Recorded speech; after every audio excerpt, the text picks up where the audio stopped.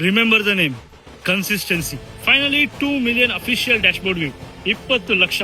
February 3 1.2 million ಆಗಿತ್ತು ಅಂತ post ಮಾಡಿದ್ದೆ ಒಂದು ವಿಡಿಯೋನ. It's just 9 days already 2 million. So ಎಷ್ಟು ಖುಷಿ ಆಗ್ತಿದೆ ಅಂದ್ರೆ ಬಟ್ ಇವನ್ ಸಿಂಗಲ್ ರೀಲ್ ಆಯ್ತಾ 1 ಮಿಲಿಯನ್ ಕ್ರಾಸ್ ಆಗಿಲ್ಲ ನಂದು. Everything just consistent efforts, pure efforts and dedication, ಬೇರೆ ಏನು ಇಲ್ಲ ಇಲ್ಲಿ. ನೀವು ನೋಡಬಹುದು ಡೈಲಿ ಇದ್ರೆ ಒಂದು ಫಿಟ್ನೆಸ್ ಕಾಂಟೆಂಟ್ಸ್, ಒಂದು ಲೈಫ್ ಕಾಂಟೆಂಟ್ಸ್, ಒಂದು office corporate, every division I am posting one video with quality, with some insights. Definitely ಒಬ್ರಲ್ಲ ಒಬ್ರಿಗೆ ಹೆಲ್ಪ್ ಆಗ್ತಾನೆ ಇದೆ. So I can see that going forward ನನ್ನ ಪ್ರೊಫೈಲಿಗೆ ಇದೇ ತರ ರೀಚ್ ಸಿಗದೇ ಇದ್ರೂ ಪರವಾಗಿಲ್ಲ.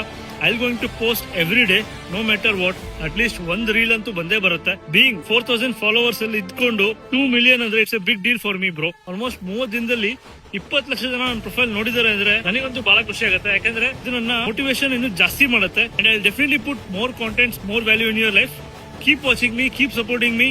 So much everyone. ತುಂಬಾ ಧನ್ಯವಾದಗಳು ನಿಮ್ಗೆಲ್ಲರಿಗೂ. ನಿಮ್ಮಿಂದನೇ ನಾನು ಈ ರೇಂಜಿಗೆ ರೀಚ್ ಆಗಿರೋದು. Thank you so much once again. Another proud feeling.